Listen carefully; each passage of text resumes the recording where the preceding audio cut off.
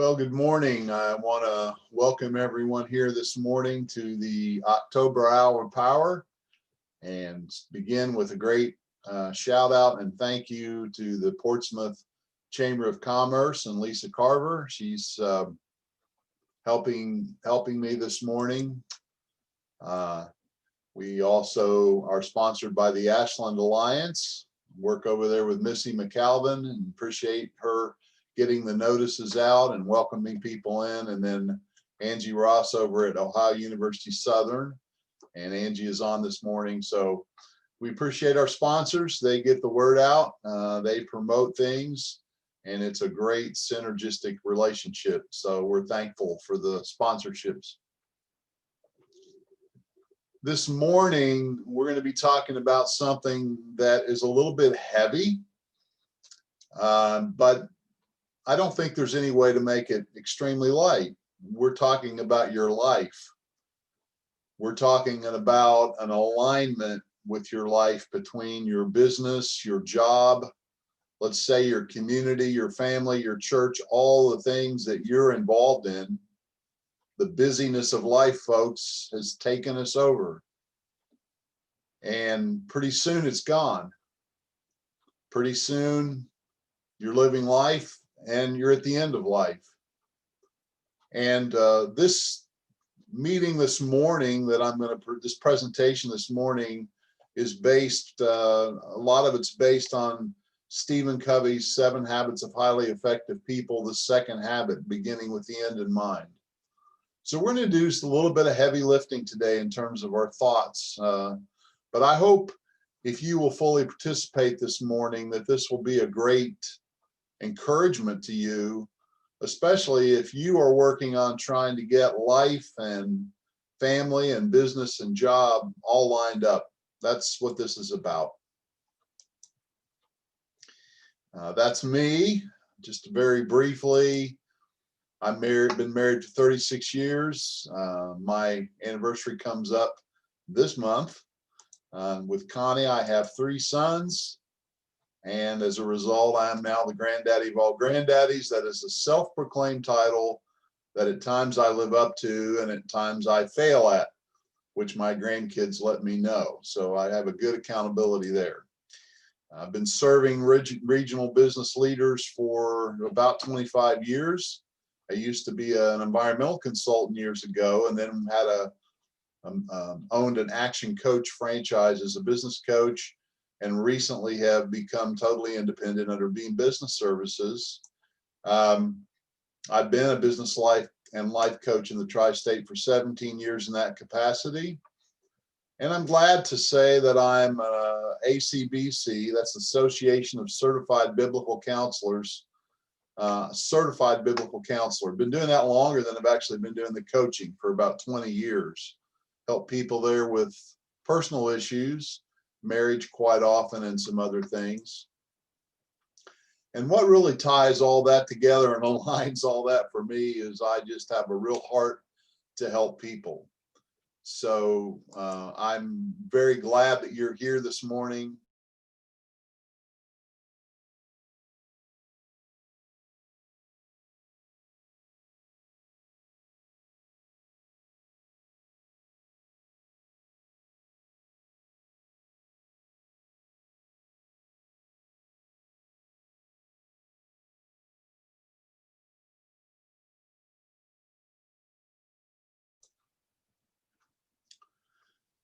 And these are life rules, and these are rules for our gathering this morning. These are agreements that we're going to create here together. And let's look at this first agreement. I would like you this morning to embrace an ownership mindset. We're going to spend a moment or two on that because I think that mindset and philosophy underlies everything in life that's effective. Secondly, I'm going to ask for your participation to be 100%. I would say for this particular presentation, if you're somewhere where you can take some notes, where you can be somewhat focused on what's going on, that you'll get the most out of it.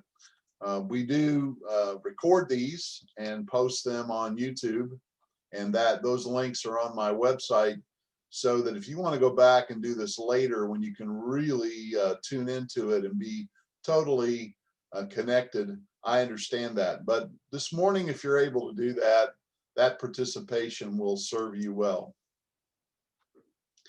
I'm encouraging you to come in with an open mind, not to have an I know, and just to set all your previous beliefs and thoughts and feelings over here, and just kind of come in like a blank sheet of paper. Come in very interested and very curious and with a fun mindset.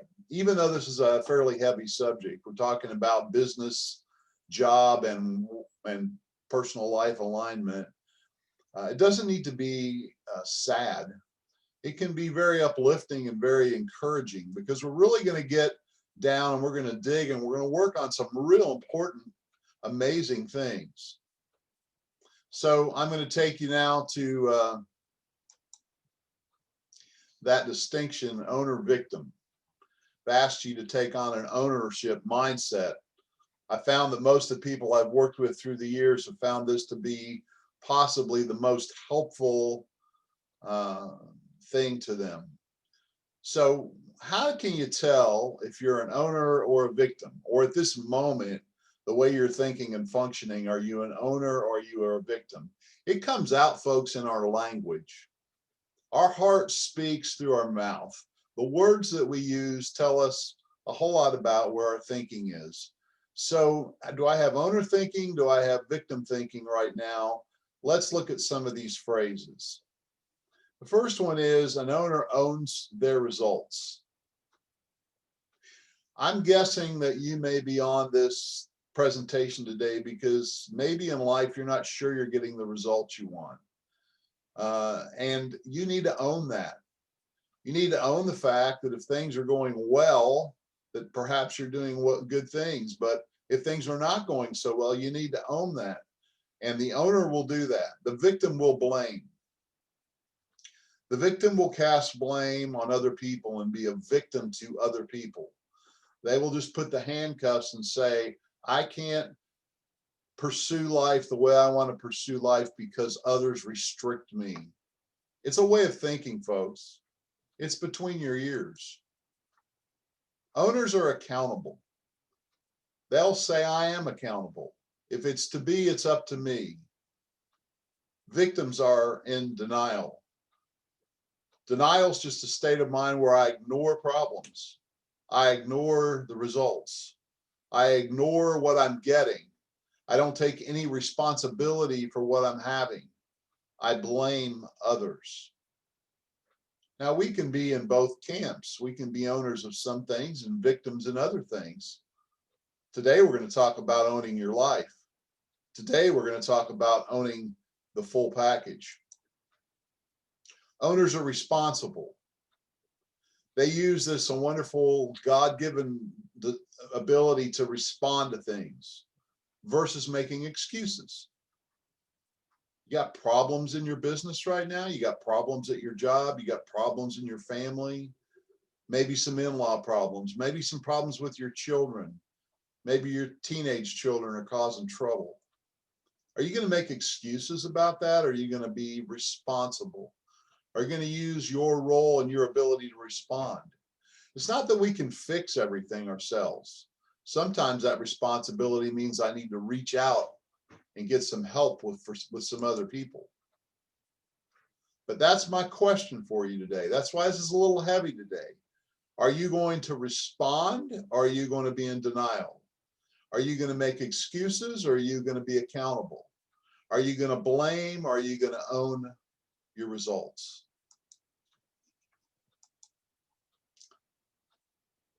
Here's another interesting phrase. I choose to versus I have to. Now, here's one of those beamisms, one of those beam phrases that drives some of the folks crazy when I first get to know them. I tell them, you don't have to do anything.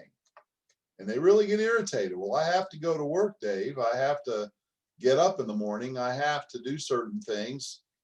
And I'm saying, no, you don't. You don't have to do any of that.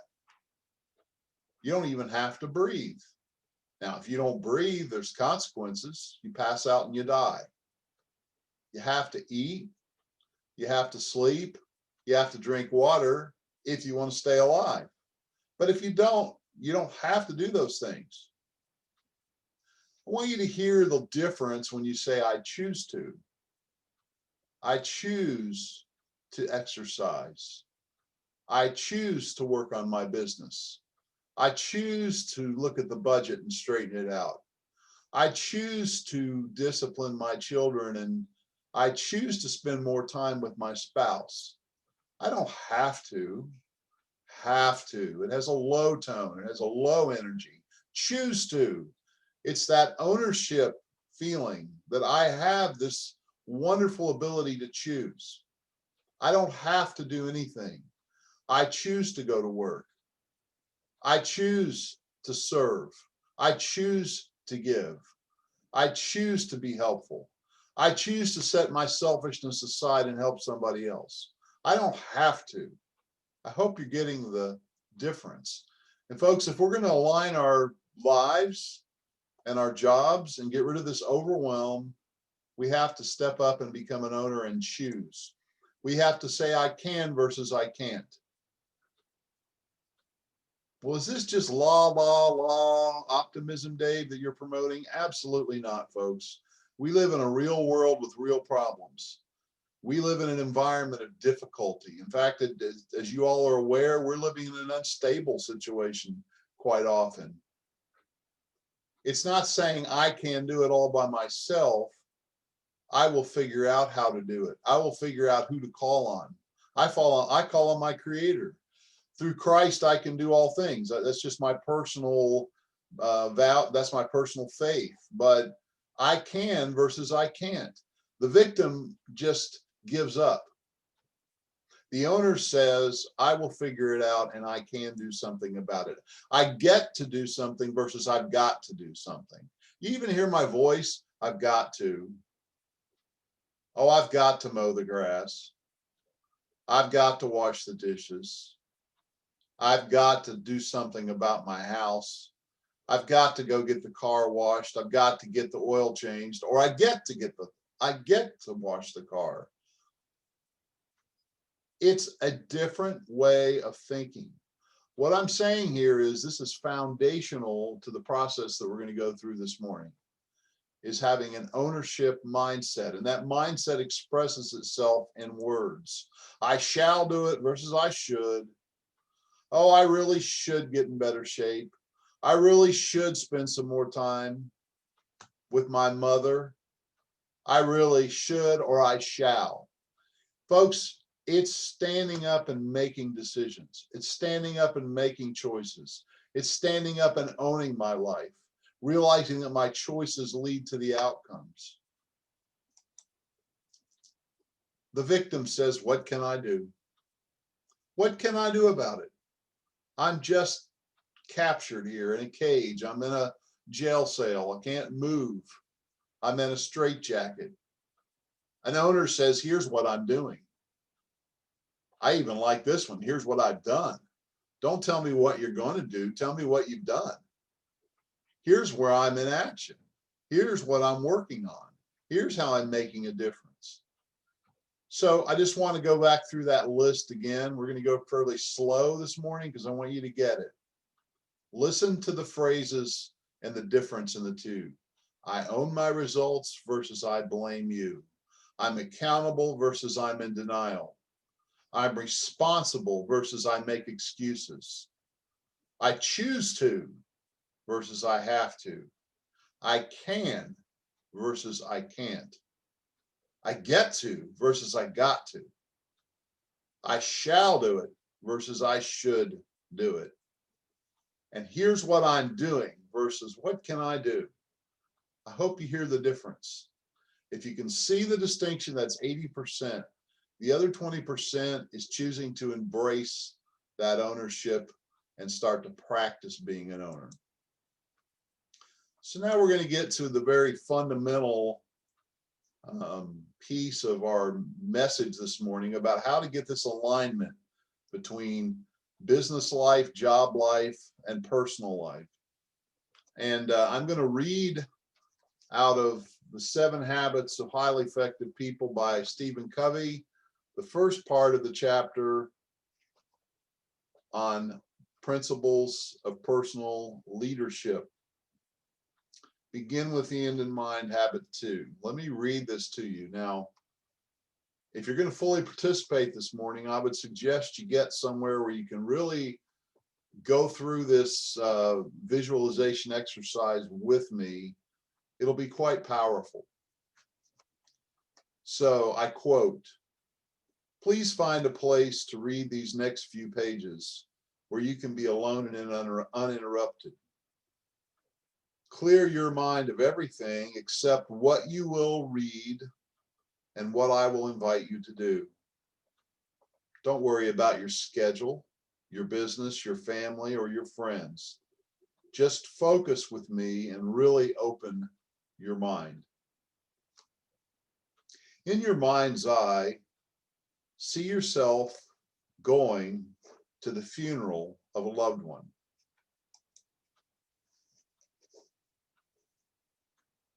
Picture yourself driving to the funeral parlor or the chapel, parking the car and getting out.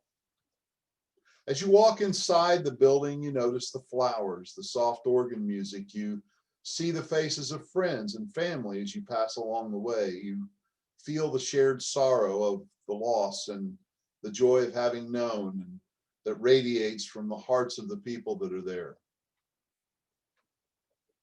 As you walk down to the front of the room, you look inside the casket, and suddenly you've come face to face with yourself. This is your funeral, 3 years from today. All these people have come to honor you, to express feelings of love and appreciation for your life. As you take a seat and wait for the services to begin, you look at the program in your hand. There are to be 4 speakers.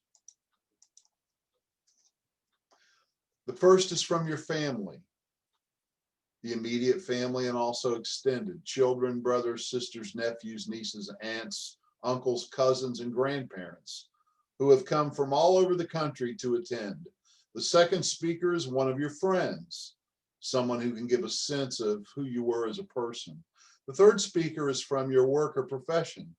The fourth is from your church or community organization where you've been involved in service. Now, folks, this is where it's really important. Think deeply. What would you like each of these speakers to say about you and your life? What kind of husband or wife or father or mother would you like their words to reflect? What kind of son or daughter or cousin or kind of friend or work associate? What character would have you liked for them to see in you? What contributions, what achievements would you want them to remember? In your mind's eye, look carefully at each of these faces. What difference would have you liked to have made in their lives?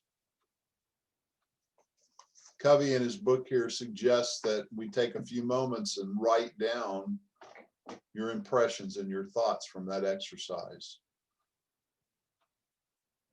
When you face that day, if you could be there, what would you want each of those people to say to you?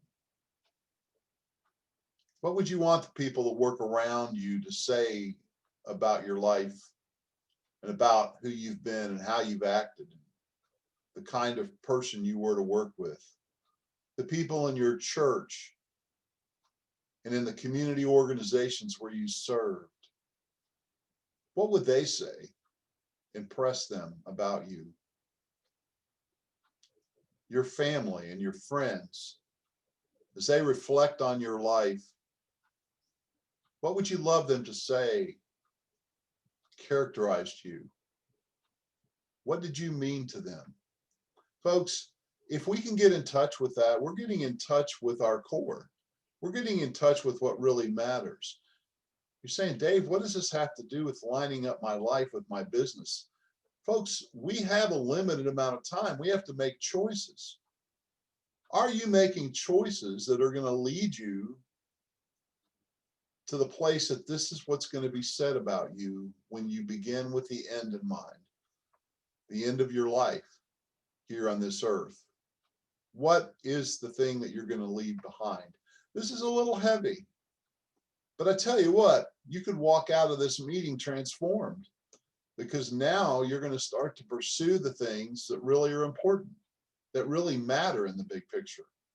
Maybe you're going to quit wasting your time or squandering your time on things that just aren't going to make a difference in that meeting that we just talked about. This is a great exercise. This is a great visualization. This is a great blessing that as human beings, we have the ability to picture things that haven't occurred yet and see them in our mind's eye. And that becomes the foundation for this alignment process. This is another little illustration from Covey's book. I highly recommend it, obviously. Talks about what is the center. So if you went through that little exercise, you're going to start to get a sense of what drives your life. What is at the very core of your being? For many people, it is their spouse. They would say their husband or their wife is the number one on their list. But a spouse-centered life is interesting. That person actually becomes the one that dictates your life, that defines your life. I think it's good that we put our spouse on a very high place. My wife, Connie, is a dear gift to me. She's a huge priority. But the question is, should she be centered? Maybe it's the family as a whole.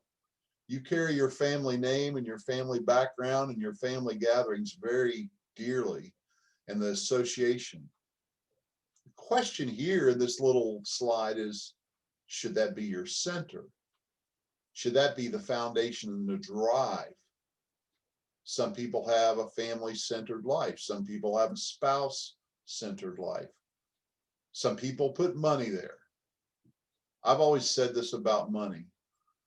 Money is a great servant, but it's a terrible master. Money is just stuff. But many people, until they slow down and think about it, they are making their decisions and they are driving their life based on the dollar. It's where they find their security. It's where they find their fulfillment. It's where they find that they can relax when they have a certain amount of money.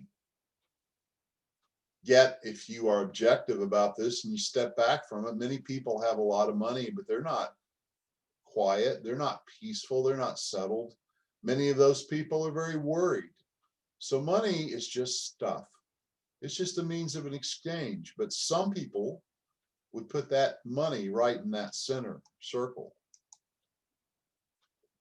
I imagine most of you are on here possibly because you've been a workaholic. You made your calling at work. These are all good things, by the way. Spouse, family, money, work. These are wonderful blessings. These are good things. But do we want them to be our center? The thing that drives us? Possessions. It's always about having the next thing, the next toy, the next house, the next car, the next tangible thing. I take some kind of security or solace in the fact of what I own. Or maybe it's just pleasure. I live for the day. I live for the joy of a drink of vodka or a television show or a good musical entertainment or the next movie. Church is a great thing. I love my church. But the question I'm asking you here is should that be the very center of your life? Church activities. You know, one interesting thing about the church, I'm a deacon in a church, is that if you serve, there will be many people there that want you to serve all the time there and center your whole life around all the many, many things, because it seems there's not enough people to do everything that needs to be done. And when you become a yes person and you don't learn to use that word no and be discerning and think about alignment and priorities, sometimes you say yes too much and church no longer is a blessing, it becomes a burden. Friends. We talk about teenagers living for their friends and social media. But do I do it? The opinion of the people that I associate with around me and that I like to be with. How much does that drive me? Has it become a center? Enemies. Maybe you've gone through a difficult divorce lately. Maybe you have people that have done you wrong in a business deal. Does the jealousy and the aggravation and irritation towards that person consume you? You living to get revenge and get back at somebody and becoming a victim to your enemies? Does that make sense? And then this last one here on the outer circle, self. The self-centered life, the life of ego. It's all about me. I filter and I think about life and business and everything I do and all my pursuits. It's all about self-fulfillment, self-actualization. Now, I think we've been given this life, and we're a steward of this life we've been given. I've been talking about owning our lives. But is it really all about me? Here's what Covey would say in the 7 Habits. He talks about a principle-centered life. This is an objective versus a subjective mindset or paradigm. This is a way of looking at life and business objectively. That there are certain laws and principles in life that don't change. Things that remain the same. I had heard somebody say it this way once in the terms of morality. It's never right to do wrong. It's never good to do bad, and it's never bad to do good. In other words, there are certain things, treating others with respect. Would anybody disagree with that? That's a strong principle that's absolute. I can't think that anybody that's reasonable would say that it's ever appropriate to be disrespectful to another human being.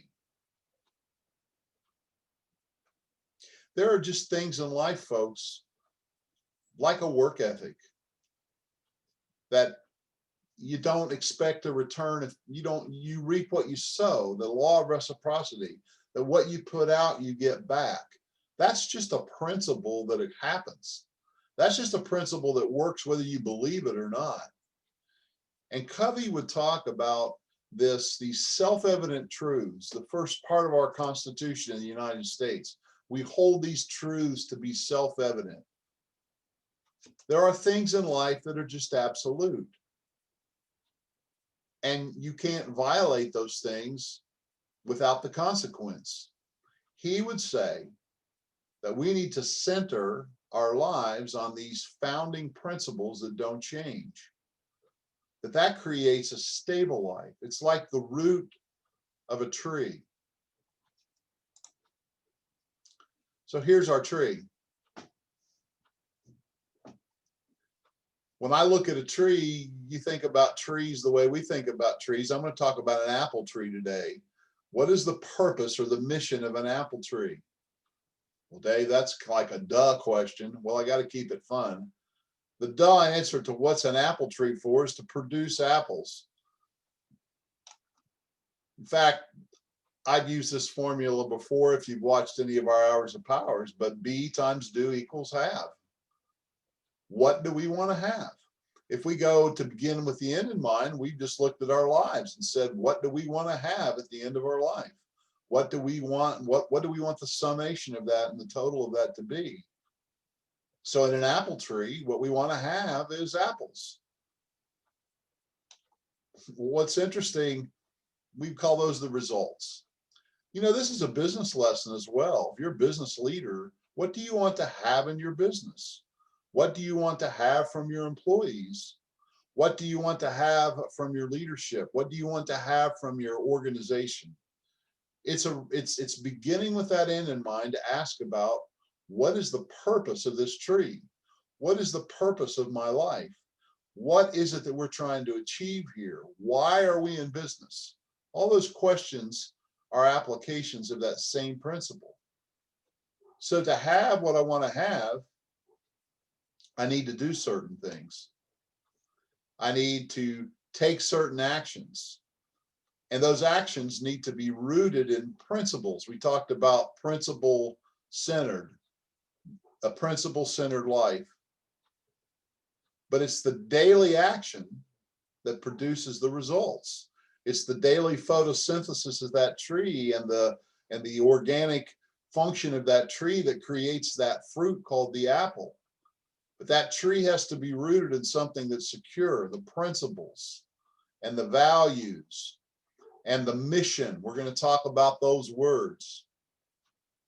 So if I'm going to be aligned as a tree, and I'm going to be strong as a tree, and I'm going to produce these apples, beginning with the end in mind, I've got to align my mission, my values, and my principles, the principles that I hold to in my values, and the mission, which is my purpose, with my action to produce the results.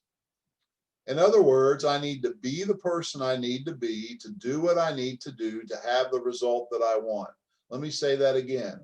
I need to be the person that I need to be to do the things I need to do every day to create the result. I can only take action today. So that's why I put daily action.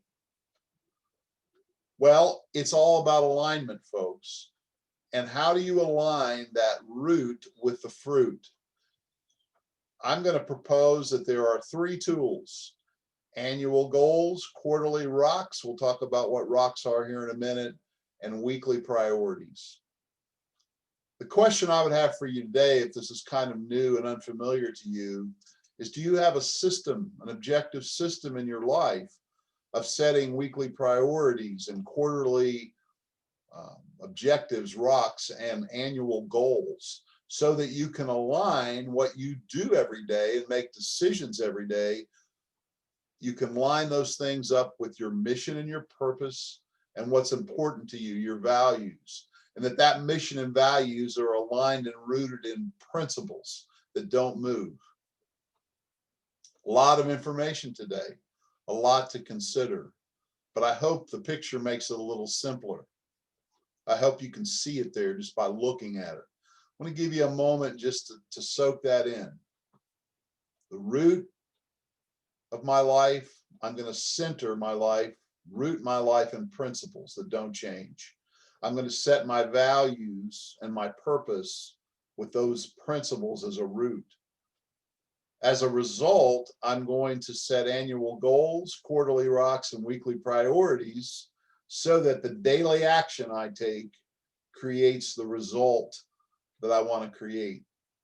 I want to begin with the end in mind by looking at that result and then set up this system to get that result. That's what we're talking about today. And that when I'm aligned like that, and every day I'm going to bed realizing I've done the actions that are taking me that direction, I'll have that peace of mind. We don't have infinite amount of time. We have to make choices. How do you know what choices to make? It comes through this process. So now we're going to talk about the process. This is the how-to piece of the presentation this morning. How do I align my actions with my values? So I'm going to take you through this step by step. And by the way, anybody that emails me and wants these slides, be glad to send them to you. First of all, by the way, this can be for your personal life, this can be for your business. It works both ways. Establish some core values that are aligned with unchanging principles. So if I see the principle that the right thing to do is to respect other people without condition, it is never right to be disrespectful. Let's just take that one for example.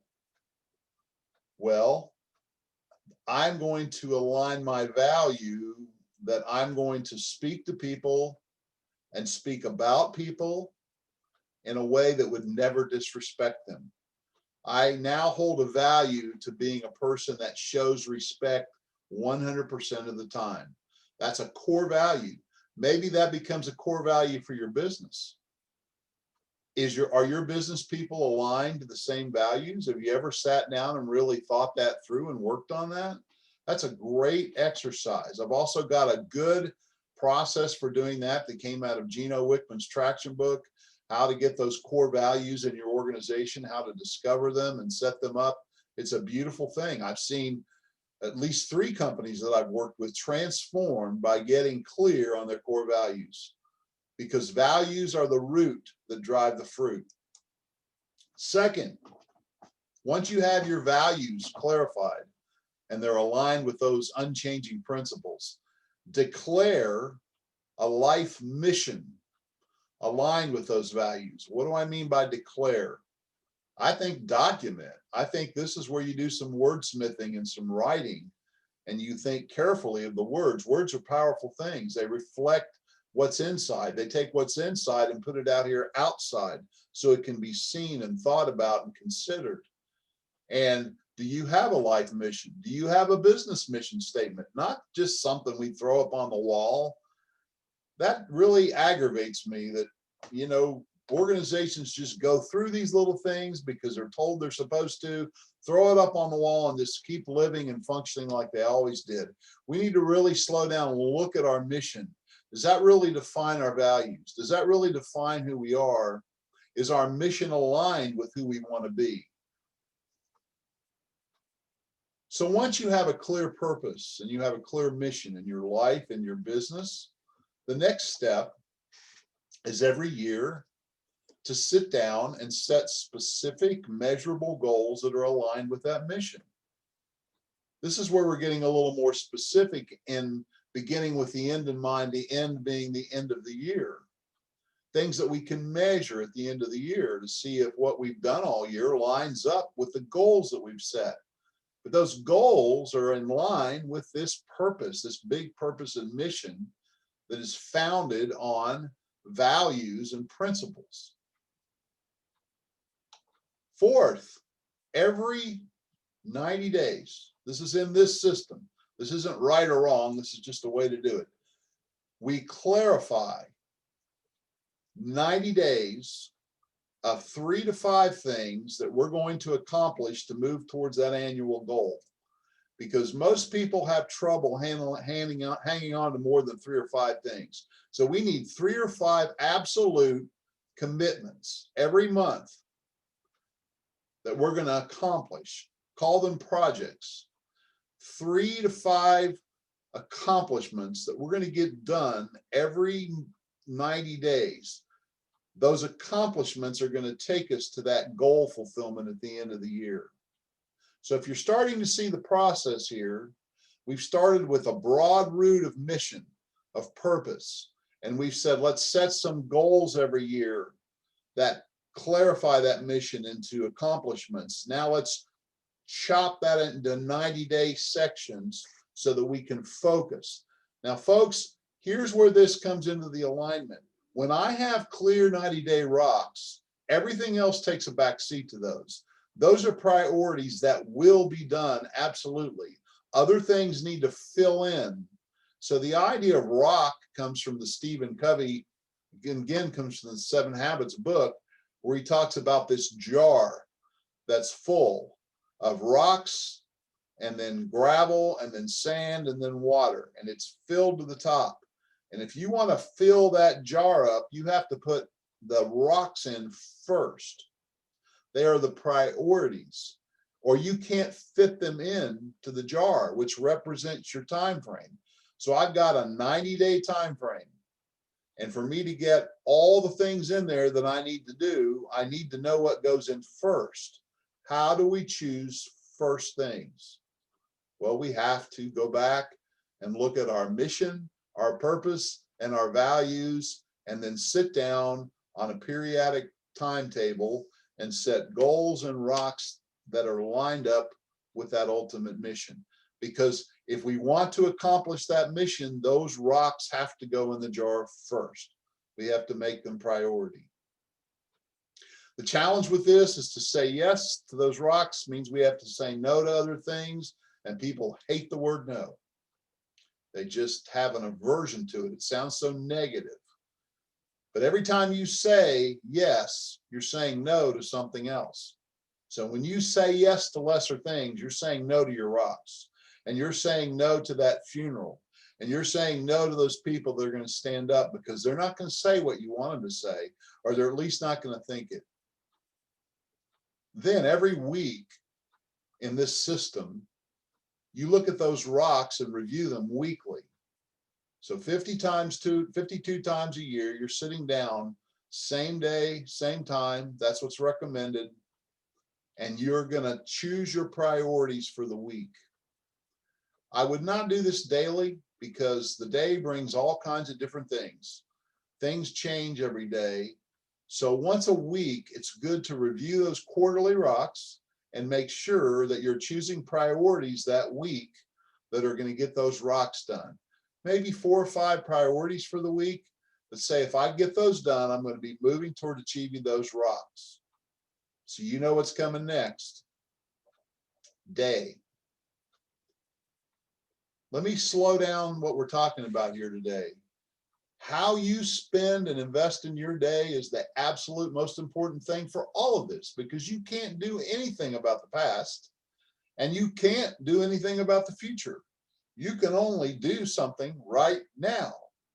And in the right now, every morning, if you'll choose and commit to completing specific actions that day that come out of that list of weekly priorities, folks, you are on the way to fulfilling your mission and your purpose. And each evening, this is one where I need more work. I need to do a better job at this. Close the day in prayer and in celebration for the beautiful day you've had, for the actions that you've gotten done. And they're actions, not just any old actions, they're actions that you've chosen from a process that's going to take you to the end in mind of what you want to have. So again, I've tried to simplify this. It looks a little complicated when you first look at it, but it's really very simple. I didn't say easy. And what people use me as a coach is to be accountable to something like this and to help think through something like this, because I'm an outside person. I can help you get clarity on your alignment, and I can ask you the hard questions that cause you to think about whether you're aligned or not aligned, whether you're really expressing the values that are important to you. So I want to bring this last slide up here, and we've got a line here. Now, begin with the end in mind. The end is at the end of that arrow. So we've got this little line represents time, time frame. We've got past, we've got the present, which is right now, and we have a default future.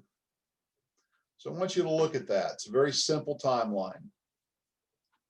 My life has been lived up to a point today, and in my mind, that's where the past dwells. It's a memory. It's not real anymore. It's gone. It's over. And it's all made up. By the way, it's very selective. So I don't have perfect memory. I have selective memories and impressions from the past. Things that my parents taught me, my grandparents taught me, my friends, my experiences, all that dwells between my ears. And what that creates is a way for me to interpret my present situation. It creates a context for me to interpret my current content. In other words, there are things that are occurring today. How I see those things are going to be based on my past experiences and thoughts and learnings. Now, if I use my past experience, thoughts, and learnings to interpret my present, now I'm going to go to the future, and I start to do this planning work that we're talking about. If I plan my future using past thoughts, ideas, paradigms, teachings, philosophies, my future will be just like my present. And people say, let's set some goals this year, and they add 5%, but they They just basically take what they have and Xerox off the past. It's called the Xerox life. The same, the same, the same, the same. Folks, I'm telling you, this is going to be the most important thing I say today. There's another line here that's possible, a created future, where we go out in our mind, just like we went back out to our funeral, but we go out to a future as leaders, as human beings. We have this capacity, and we start to think about what we would love to have. We idealize it a little bit, and we visualize what is possible, maybe what maybe even seems a bit impossible right now.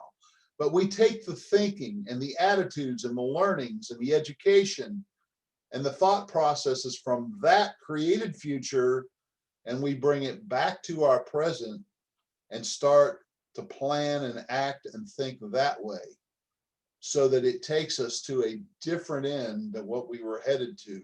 We were headed to the default based on the past.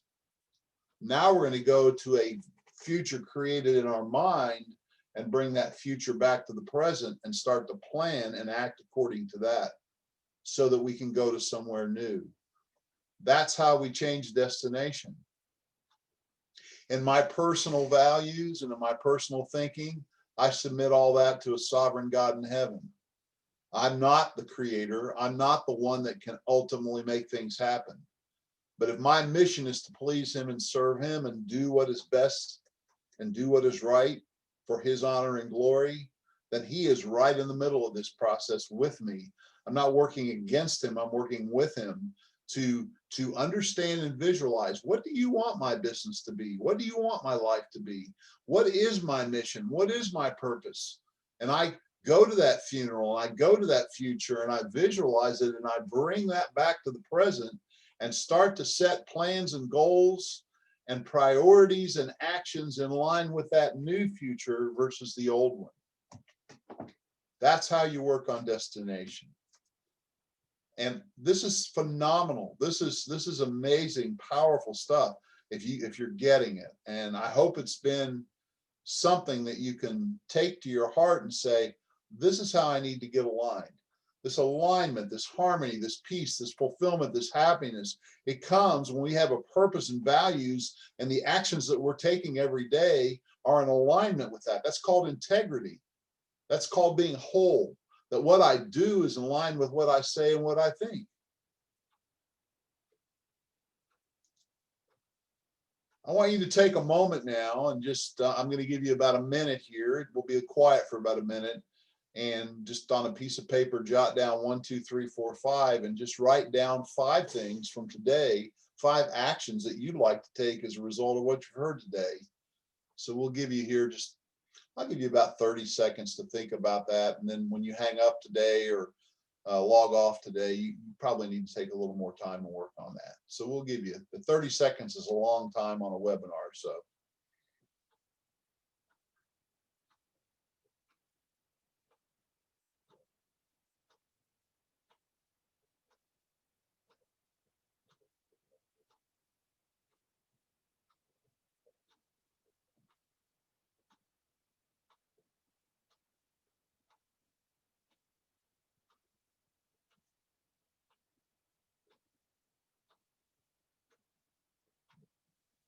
Well, I would encourage you to continue this activity later when we're through.